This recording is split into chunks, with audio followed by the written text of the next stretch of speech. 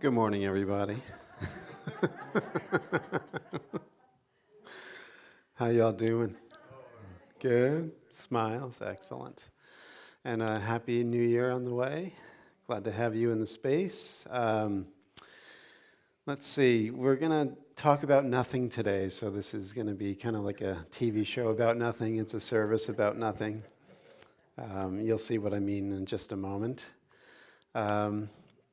When I usually give my New Year's talk over the past several years, I've mentioned a ritual that was done in the ancient Near East and Mesopotamia.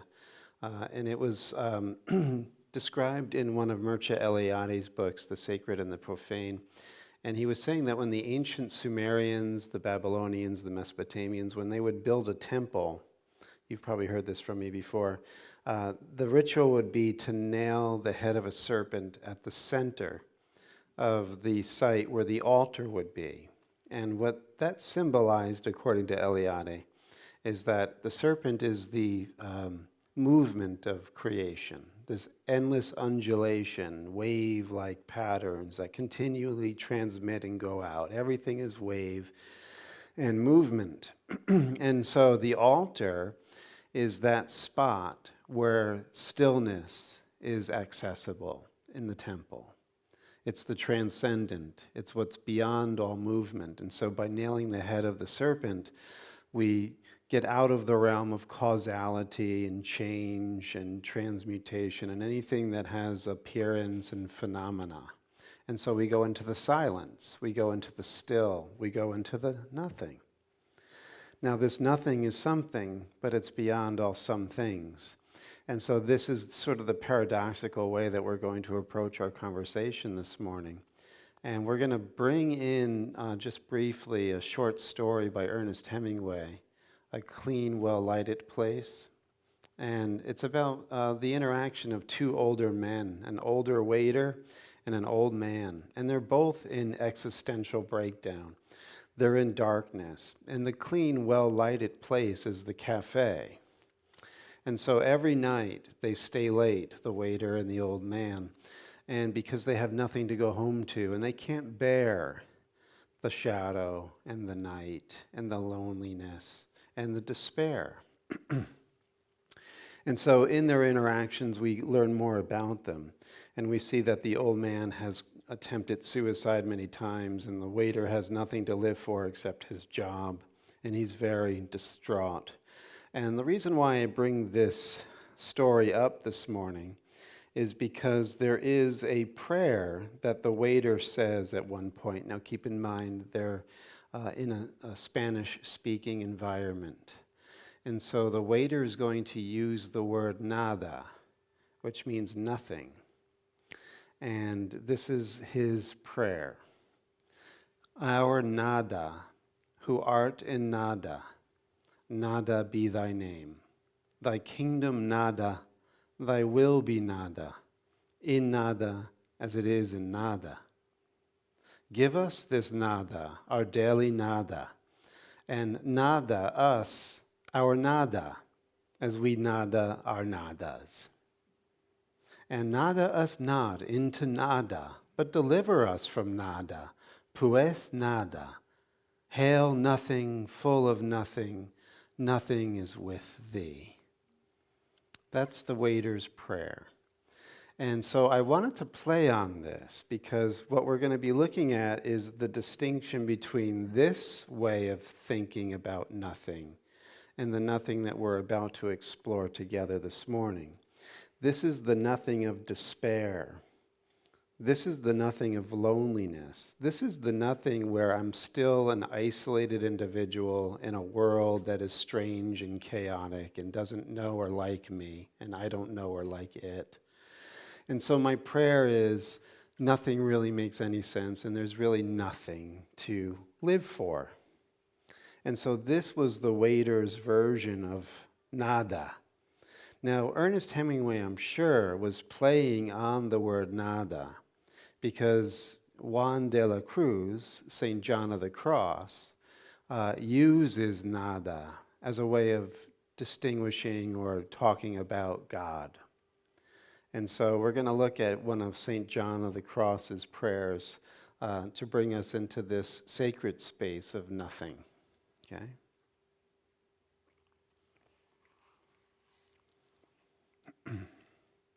So this is a poem written and entitled Verses Written After an Ecstasy of High Exaltation.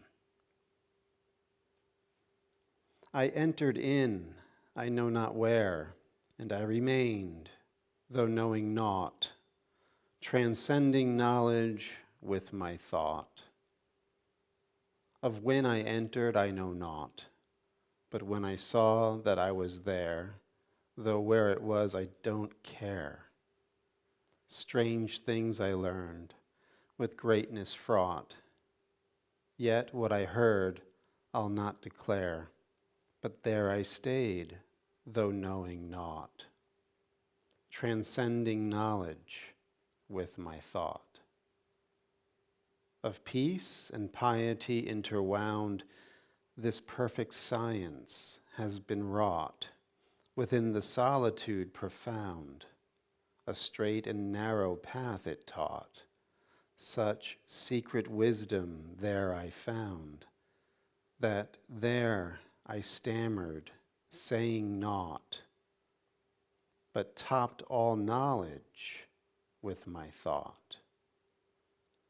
So borne aloft, so drunken reeling, so rapt was I, so swept away within the scope of sense or feeling. My sense or feeling could not stay, and in my soul I felt revealing a sense that, though its sense was not, transcended knowledge with my thought. The man who truly there has come of his own self must shed the guise of all who knew before the sum seems far beneath the wondrous prize, and in this lore he grows so wise that he remains, though knowing naught, transcending knowledge with his thought. The farther that I climb the height, the less I seem to understand the cloud so tenebrous and grand that there illuminates the night. For he who understands that sight remains for aye, though knowing naught, transcending knowledge with his thought. This wisdom without understanding is of no absolute a force, rather, is of so absolute a force. No wise man of whatever standing can ever stand against its course, unless they tap its wondrous source. To know so much, though knowing naught, they pass all knowledge with their thought. Nearing the end. This summit also steeply towers, and is of excellence so high, no human faculties or powers can ever to the top come nigh. Whoever with its steep could vie, though knowing nothing, would transcend all thought forever without end. If you would ask what is its essence, this summit of all sense and knowing, it comes from the divinest presence.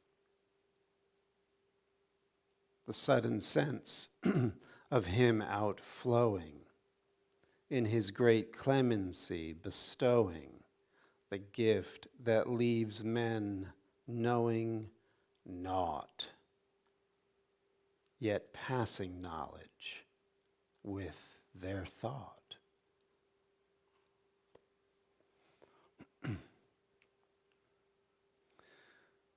So there's a naught, a nada, that leaves you stuck and lonely and wallowing in your misery. And that same nothingness can have you utterly transcend the heights of creation and go into the bosom of God and rest in sublimity and beatific vision, where you are knowing beyond knowledge, that you are seeing beyond sight. Right? So this is the distinction here. St. John is famous for his dark night of the soul. And this dark night of the soul is when all of the things within the sense realm become either painful or unattractive or seen through as worthless and not worth striving for. And so when one goes through the dark night, one is in this breakdown. Our nada who art in nada, nada be thy name.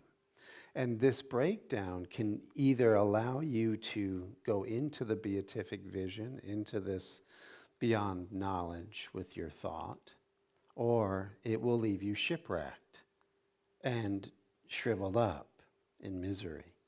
And so these are the distinctions between nothing and nothing that we're going to continue to lay bare this morning. Okay?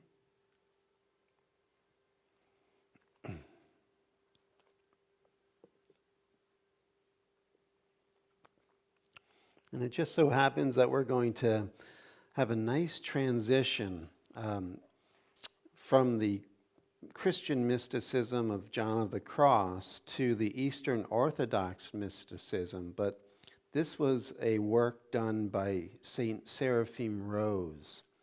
And Saint Seraphim Rose was formerly known as Eugene Rose, and he grew up in Carmel in North California, studied under Alan Watts and other sages within that part of the country. And he especially took a liking to a Chinese professor who taught him the esoteric meanings of the Tao. And so before Seraphim Rose committed his life as an Eastern Orthodox or Russian monk, he was heavily steeped with Taoist philosophy. And so it seemed only right later in his life that Father Seraphim Rose would create a writing called Christ, the Eternal Tao.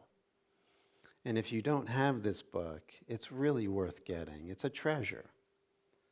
And so what Seraphim Rose does through the pen of Hieromonk Damascene, his disciple, is basically bring together the Tao of Lao Tzu and the Eastern Orthodox way of, again, they both share the Tao and the mystical theology of the Eastern Orthodox, this idea of negation as a way into the heart of God, this divine nothingness or Tao. And so this is where Lao Tzu and the sages of Christianity, Eastern Christianity, can come together. So he's taking the Tao Te Ching and he's working it into Christian mysticism. So listen to chapter 1 of the Tao Te Ching in this light, where Christ is the eternal Tao, kind of a thing. And then we're going to actually go into Lao Tzu's Tao Te Ching without the Christian overlays, and you'll see some distinctions here. So here's chapter 1 of the Tao Te Ching. Before light was made, there was the primal light that was not made, the primal essence, dwelling in the darkness of incomprehensibility. Of this the ancient prophet spoke, saying, "He made darkness his secret place, the formless and immaterial place of knowledge, whither our understanding or concepts gain no admittance." And the ancient sage spoke too of this, calling it the darkness within darkness, the gate to all mystery. And the ancient sage here is Lao Tzu. There is no name whereby the primal essence can be named, neither in this age nor in the age to come. We call him Essence, for he is a sea of essence, indeterminate and without bounds, spreading far and wide beyond all notion of time or nature. He is wholly essence, solely essence, yet he is above essence, because he is not of the essence of anything that is. So just to pause here, one of the things that this is designed to trigger, like Buddha's finger pointing to the moon, is that the mind becomes exhausted with trying to conceptualize and categorize what is forever beyond its reach or capacity. And so the mind actually collapses under its own project of trying to figure things out.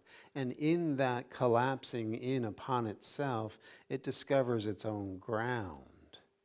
And its ground is the Tao. Its ground is Christos, right? This illumined darkness that is beyond all thought or comprehension, and yet immediately experiential and totally natural. And so salvation is the recognition of going through the dark night where the world and the pursuit outside of oneself comes to a crashing halt. And as a result of that existential dread, we come to rest in the true treasure that we were never acknowledging because we thought it was outside of ourself and not at the very ground upon which we have always stood. And so this primal essence is calling to us to come back to ourself. And the only way that we can do that, it seems, according to these teachings, is first try everything else and fail until we finally pick up the trace that this is the way back, to give up trying to figure it out, trying to understand, trying to be somebody.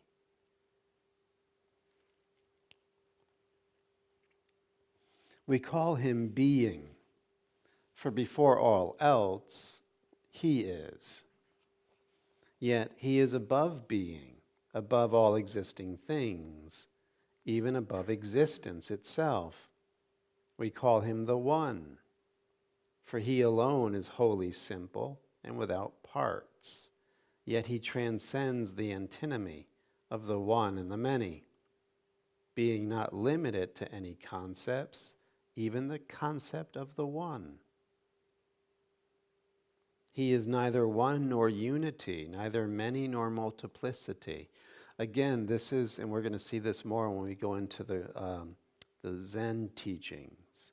The mind will exhaust itself in trying to make sense and give words to this unfathomable reality. And when it finally realizes that the only reason it feels estranged from its source is because of this endless project of thinking and trying to figure out and trying to grasp and trying to understand, as if it were graspable. It can't be grasped. It can't be comprehended. And so the mind must eventually come to realize this, or end up like the waiter or the old man, bound by nothing, wallowing in nothing, and looking for a clean, well-lighted place within the world to try to make sense of the despair that it's causing itself.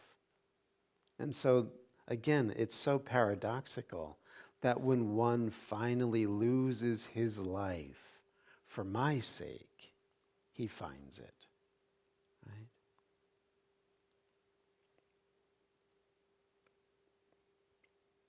Finally, we call him mind or thought, for he is himself mind by essence, wholly mind and solely mind.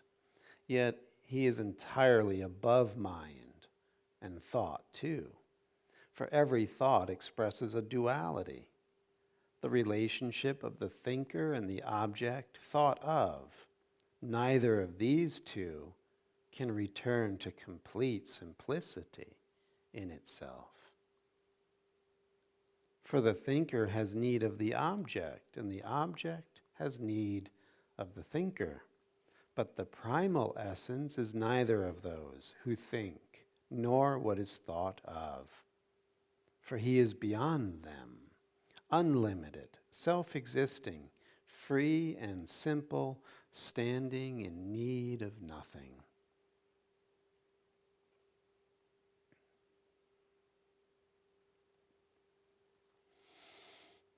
The one who still in some way possesses any thought has not yet left duality and arrived at simplicity. But the one who has completely abandoned all thought has arrived in some fashion at the primal mind, through having supremely relinquished the power of thinking.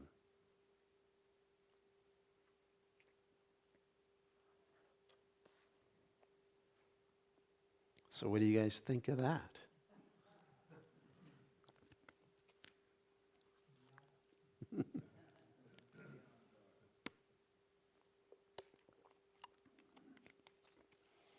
So as you can probably see, this way is based completely on experience.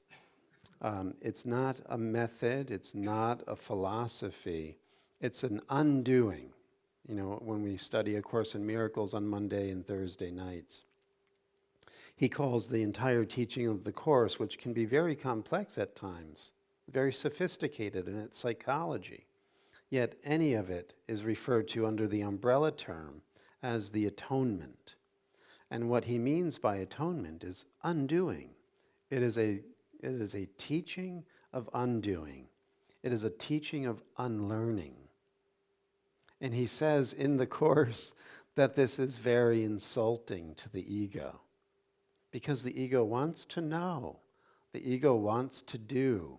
The ego's project is to be somebody, damn it. And so it bristles at this idea. It bristles at this path of negation. And, you know, one of the great sages of nothing, if I could say it this way, Sri Ramana Maharshi, he told the funny story of the ego is like a thief who's disguising himself like a police officer.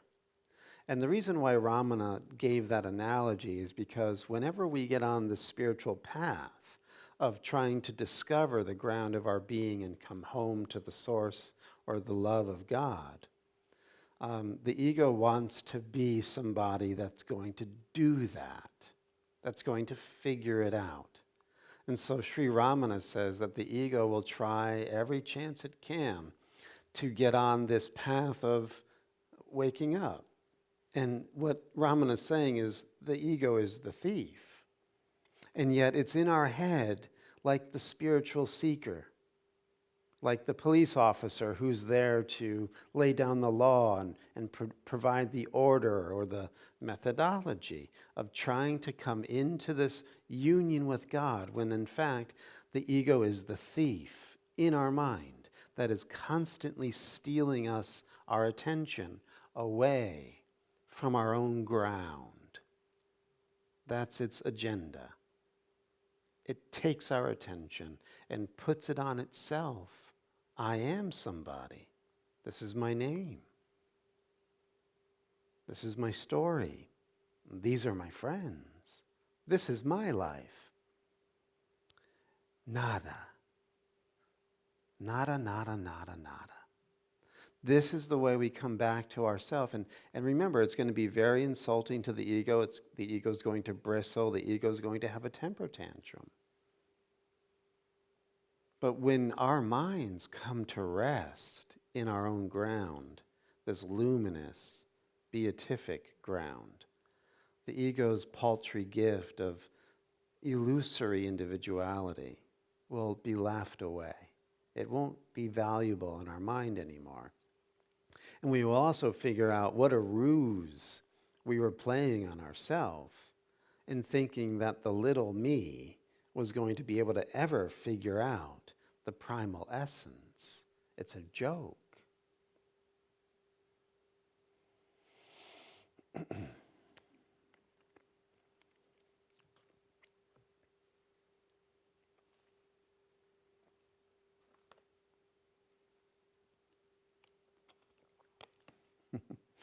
Thinking about a service about nothing, and then Kramer with his hair just popped into my head. So this is a translation of the Tao Te Ching done by David Hinton. Recommend his works if you're into Chinese philosophy or Chan or Zen Buddhism. Excellent, excellent scholarship. Really well done, as I hope you will appreciate now. So this is the first chapter of the Tao Te Ching. Now remember, the title, Tao Te Ching. You have Tao, you have De, which is spelled T-E, but it's pronounced De, and then Jing, and it means the book or the collection of, writing about the way, Tao, and its power, De. The way and its power, or the way and its virtue. Right? This is the way it's usually translated. But you have the way, Tao, and its power, De.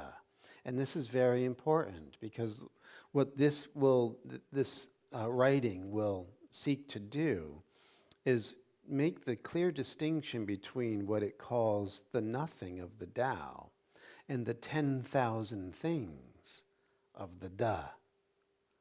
So the Tao is the inexhaustible sea of nothing or absence, but it gives birth to everything or presence. So everything, the 10,000 things, chairs and necklaces and shirts and glasses and hair and bodies and wreaths and everything, all occurring right now simultaneously, are presencing. This is the power of Tao, presencing. And what this book, this teaching is saying is these two are one, simplicity. And when we begin to pick up the trail of how to re-enter the Tao, because we're presencing from nothing, we're to this. When we can come to our own ground, we will come to the nada, the nothing, which is everything. And we will recognize that this is my castle, this is my kingdom, this is my presence. And we will act from what the Taoists call the origin moment, where the two are one in a primal simplicity. And this is why in Chan or in Zen, they were so wild in their ways of expressing it, because it was designed to snap people out of their hypnotist way of thinking, that they were in this sleep of isolating themselves from their own origin moment, and as a result, suffering. Does this make sense?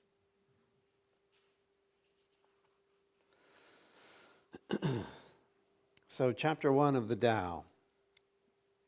A way called way isn't the perennial way.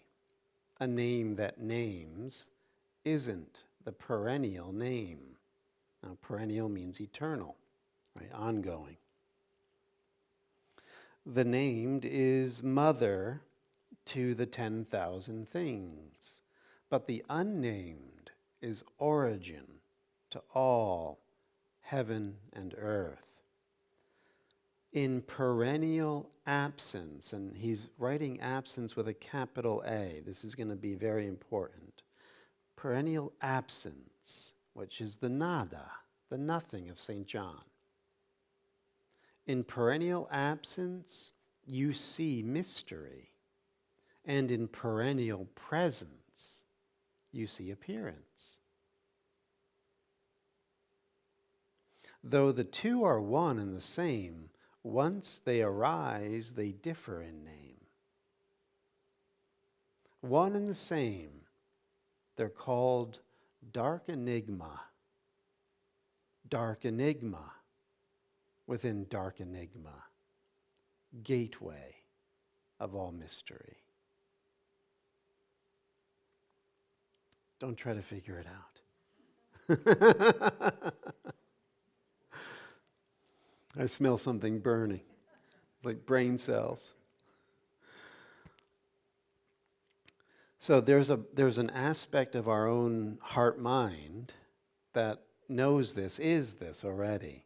We have to actually, especially as Westerners, we have to train ourselves to get out of this endless figuring things out at the front of the forehead. This is where we can't see anything. We can cut things up and classify them and go through a taxonomy of separate things and name them. We're good at that when we're using this. But when it comes to understanding the absence and the presence and the dance of Shiva and Shakti, you can't. It has to be done through the heart. And this is something that is only accessed when we can be willing to let go, surrender all of the naming and meaning that we've been giving ourselves and our world. Right? Dark enigma.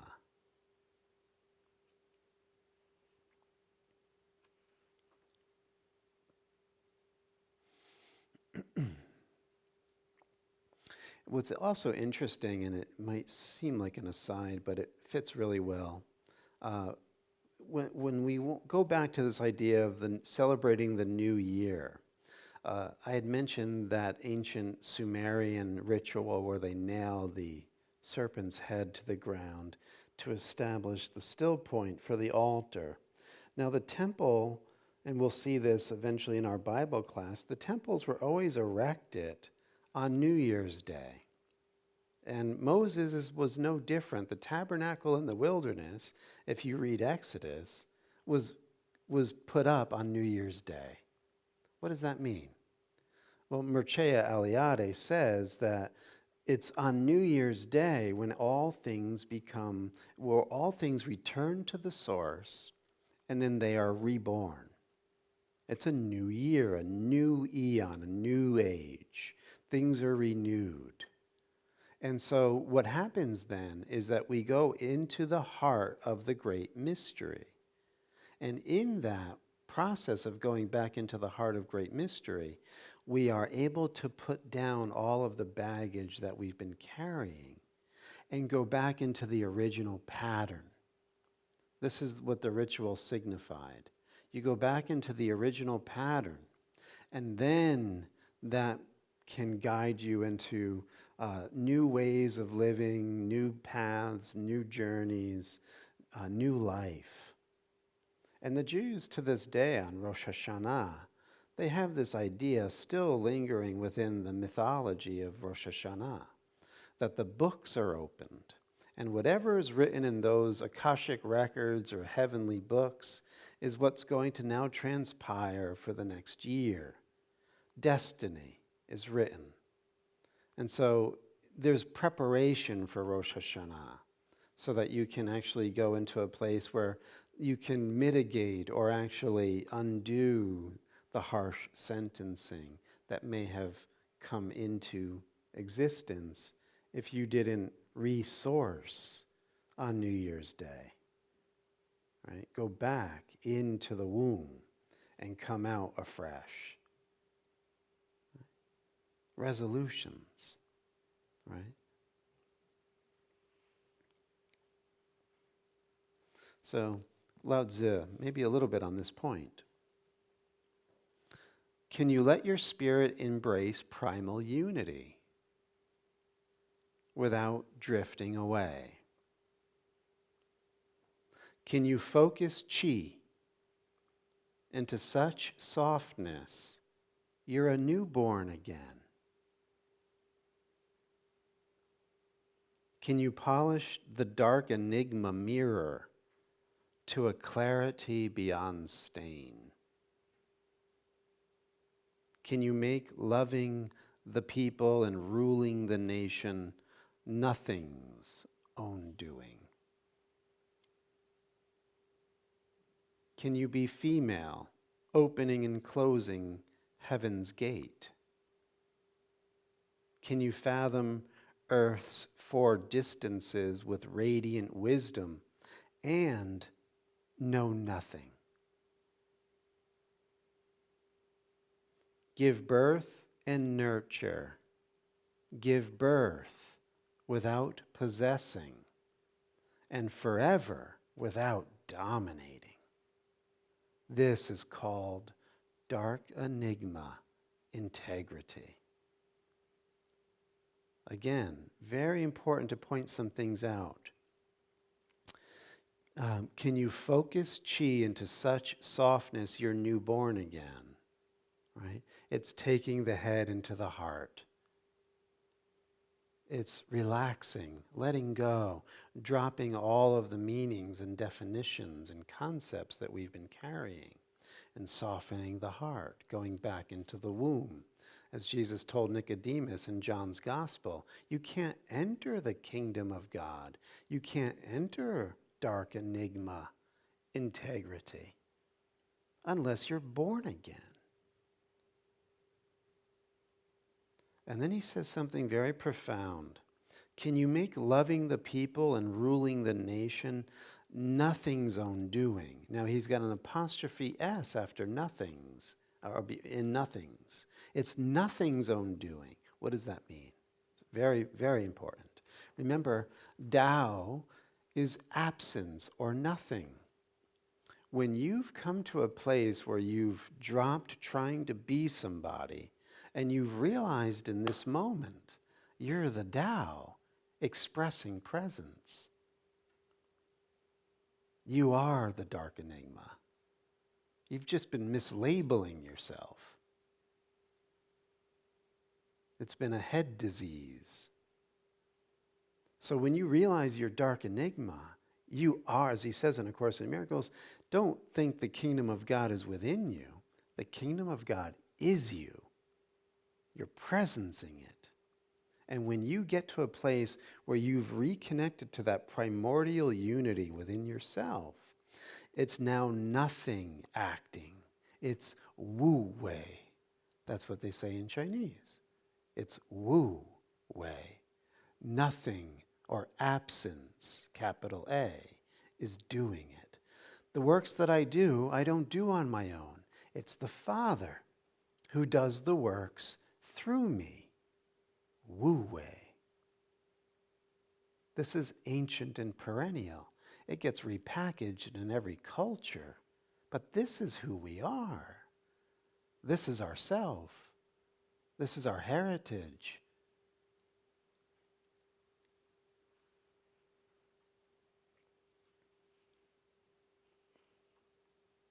And something in you resonates with this.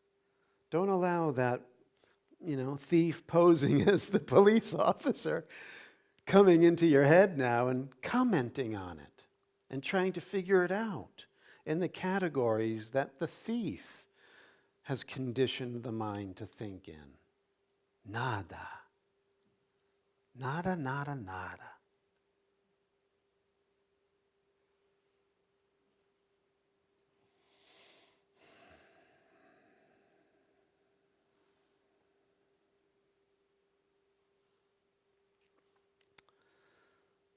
Let's see.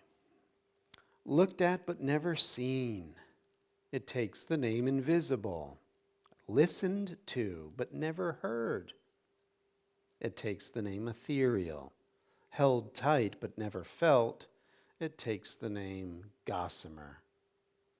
You can't unravel these three, blurred so utterly they've become one, rising without radiance and setting without darkness, braided together beyond name, woven back, always and forever, into nothing.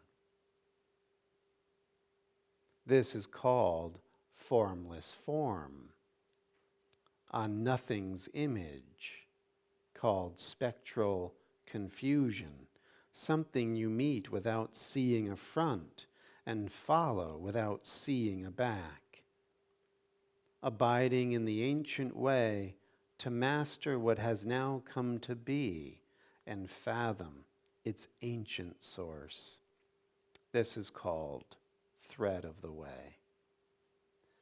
So he's basically saying, as we're told in the Zen literature, that every moment is the gateway, and every sound and every form and every scent and every thought is the nothing coming into something. It is the absence presencing. So if we want it, if we're paying attention, if we want to enter the gateless gate, here it is. And here it is. And here it is. Where are you? Better yet, who are you? And if you're not entering the gateless gate, which is the origin of all reality, where are you? What would that be if it's not everything?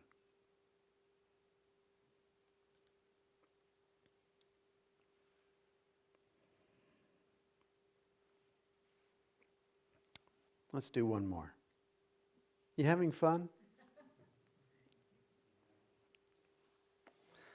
Ancient masters of Tao, all subtle mystery and dark enigma vision, they were deep, beyond knowing. So deep beyond knowing, we can only describe their appearance. So what does a master look like? Perfectly cautious, as if crossing winter streams, and perfectly watchful, as if neighbors threatened, perfectly reserved, as if guests, perfectly expansive, as if ice melting away, and perfectly simple, as if uncarved wood, perfectly empty, as if open valleys, and perfectly shadowy, as if murky water. Who's murky enough to settle slowly into pure clarity? And who's still enough to awaken slowly into life? What does he mean by murky enough to settle into pure clarity? In other words, we're deconstructing the false self, the self that we have so clearly in our mind, this concept of who we are. Let that become murky. Let that begin to dissolve. Let that become blurry and actually fade away. Who's murky enough to settle into clarity? You won't have clarity as long as you think you're at the center of the picture. You can't see anything if you're the center of the picture. That person has to become murky and dissolve into nothingness. Then there's clarity. Then there's absence seeing, absence thinking, absence doing. Your true self, your happiness, your safety, your peace, your joy, your laughter.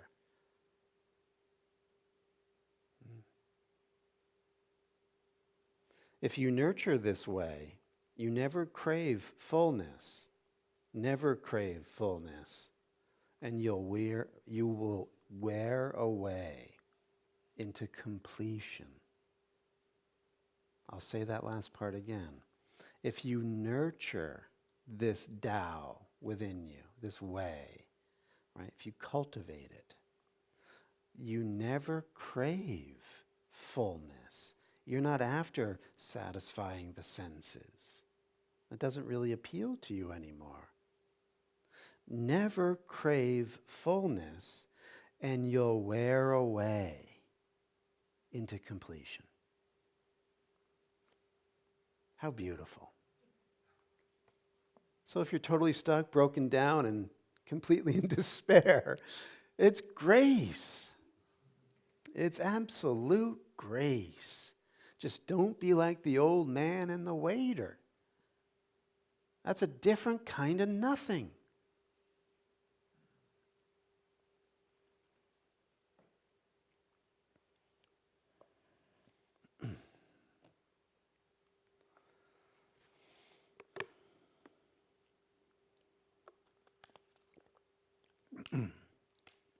You know, before we go into our last reading, this distinction that we're making between the nothing of Ernest Hemingway's short story and the nothing of the Tao and the Christian mystics. There's a Mahayana Buddhist scripture called the Vimalakirti, Holy Teaching of Vimalakirti. And Vimalakirti is a householder who is fully awake. He's a Buddha, but he's a householder. And this was a big deal at the beginning of the Mahayana, because the Hinayana, or the Theravada tradition, you had to be a solitary monk, a bhikkhu, in order to reach nirvana. And you had to leave home and family in order to do this. The Mahayana, it was a revolution in Buddhism. About 100 BC, it began to take hold. And Vimalakirti is basically the archetype of the Mahayanist, a householder, a rich householder. And he's fully enlightened. In fact, he's so enlightened that all the bhikkhus, all of the solitary monks that are part of the Buddhist retinue, go to see him, and they're always bested by the wisdom of Vimalakirti. And so in the story of the sutra, Vimalakirti gets sick. And so Buddha Shakyamuni, the historical Buddha, says to his disciples, Vimalakirti is sick. Aren't you going to visit him? And one by one, the great disciples, Sariputra, Mahakasyapa, Madhya Galyayana, it's a tongue twister, that name, they all come up with reasons why they shouldn't go see Vimalakirti, because the stories come where they were seeing Vimalakirti around town and he embarrassed them. His wisdom was so much deeper, and he always left them dumb with silence. They didn't know what to say. He would best them with the Buddha's teaching. And so the climax of the sutra is eventually they all come, all the bodhisattvas come, all the heavenly beings come. It's Mahayana scriptures are full of special effects and sci-fi scenes. And so everyone's gathered at the home of the Luchavi Vimalakirti. And at one point, he's asked, what is the Dharma door of non-duality? What is the reality of Buddha nature? And it says in the sutra that Vimalakirti gave a look of thundering silence. And what that was to show in that literary motif is that, like the nothing of Hemingway and the nothing of Juan de la Cruz, very different. The silence of the bhikkhus, or the disciples of the Buddha, was a dumb silence. The silence of Vimalakirti was a thundering silence of Tao. So this is what we have to distinguish within our own personal walk. Don't settle for the limited and the artificial. Throw that away. This is the path of denial, right? The right use of denial, as he says in A Course in Miracles, will bring you to the Dharma door of non-duality. The gateway, as we're about to see. The Wu Men Quan. The Wu Men Quan. It's a Chinese text of Chan Buddhist koans or kungans. These are Sangha case studies. These are the interactions between the master and disciple. And so this is the big collection, right? And it's written by Wu Men. And so the Wu Men Quan is written by Wu Men. And what do you hear in that? Wu, absence, Tao, nothing. And this is the key to the Wu Men Quan. And the first case study is that a monk asked Master Joshu, or Master Visitation Land, a dog has Buddha nature, no? Wu? And the master said, Wu. And there you have it. Does the dog have Buddha nature? A dog has Buddha nature, no? Wu? Master said, Wu. Now you're, in this tradition, meant to go sit on your cushion now and stare at a wall for about 6 years and work on Wu. What did Master Chochu mean? What is Wu? Am I Wu? I'm thinking again. Wu isn't thought. What is Wu? And you drill down and let go and peel away these layers until you come to the luminous dark enigma of Wu as the moment. And everything is emitting Wu, presencing Wu. You're presencing Wu. You're not you. You're Wu. This is the no-gate gateway. It's a profound piece of literature, and I just want to share a little bit with you. Again, this is a translation done by David Hinton. He's done a great service to these texts because prior to him and a couple of others,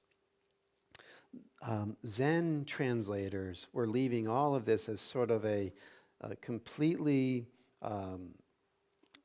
unfathomable confusion, but they were missing the deeper underlay of the Taoist philosophy that we've been talking about. Absence and presence.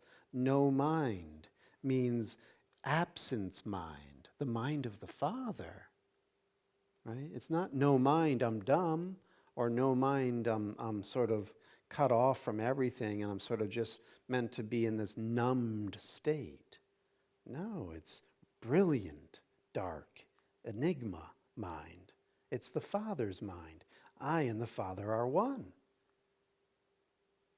I don't understand that, but I'm experiencing it in my heart. Can't be found here.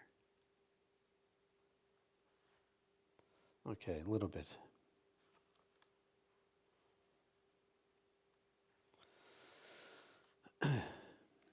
So this idea, he examines the Wu Min Quan and he breaks each word down. And the Quan is the gateway. And remember, Chinese is an ideographic language. So they're ideograms and they're pictures. And so the picture of Quan is a gateway. And the way that it evolved over time is that the gateway shows that there was a loom, a silk weaving loom just beyond the gateway. This is the Quan ideogram, as it eventually comes to be in the Chinese language. And so here's David Hinton describing this a little bit. The ideogram's meaning has undergone a parallel transformation and now emphasizes the sense of a gateway as a site of open communication between two places. This led to abstract meanings such as to connect or involve, related, etc. Meanings no doubt reinforced by the loom's image of weaving things together. The ideogram also retained its original sense of a locked gate or barrier, thus creating a range of meaning drawing on the idea of a place you can pass through or be blocked from passing through. Right? Exemplified by another common definition, frontier or frontier mountain pass. Now, we've been spending some time on Wednesday night Bible study on the Garden of Eden symbology. And here you have the sword of the cherubim at the entrance of Eden.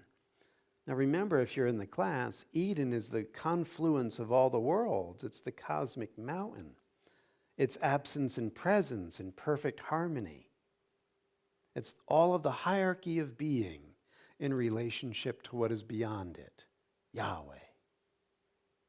And so when the couple takes the fruit of duality and they begin to think separately in their own mind, cut off from the totality, they find themselves outside the gateway and they can't get back because they're being blocked by the flaming swords of the cheruvim.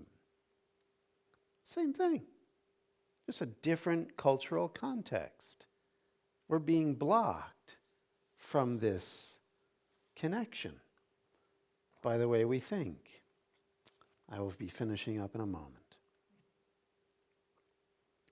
So, this sense of the place where you pass from human civilization into the wild and foreign unknown suggests the full resonance of the ideogram's loom, for it is nothing other than Zhuangzi's loom of origins.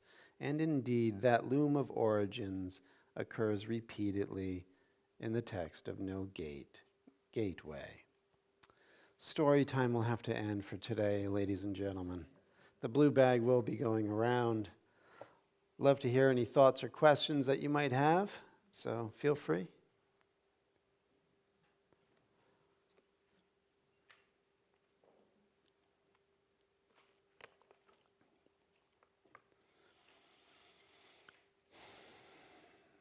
If you're joining on Facebook or YouTube, you can click the link below and offer your donations to the church and the 8 a.m. service, which we greatly appreciate, and we really do depend on your offerings to keep things going. It's not nothing.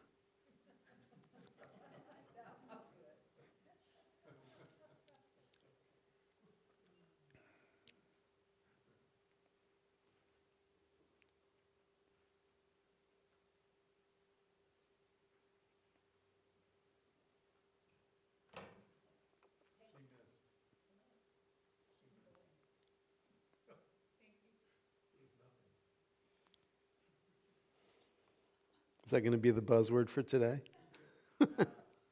Nada.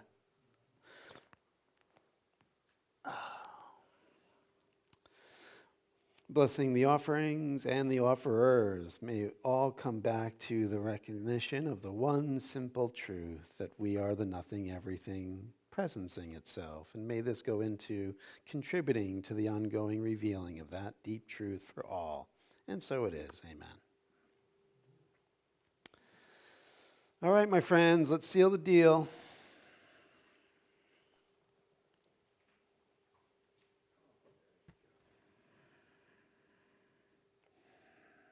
And just take a moment and find the silence within the heart,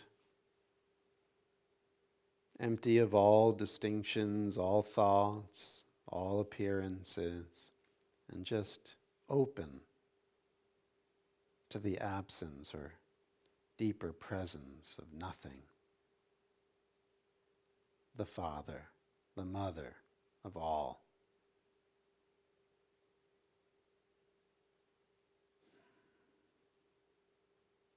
We are its children. We are its channels. We are its vehicles of expressing in the realm of presence. And in this great gift and blessing of infinite grace, the light of God surrounds us. The love of God enfolds us. The power of God protects us. And the presence of God watches over us wherever we are. God is. Amen. Happy New Year, everybody. Have a beautiful afternoon. Happy Woo Year. That's brilliant. That was the price of admission for me. Thank you very much. Happy Woo Year. No Course in Miracles tomorrow night because of the holiday, but we resume next Monday. So see you guys then.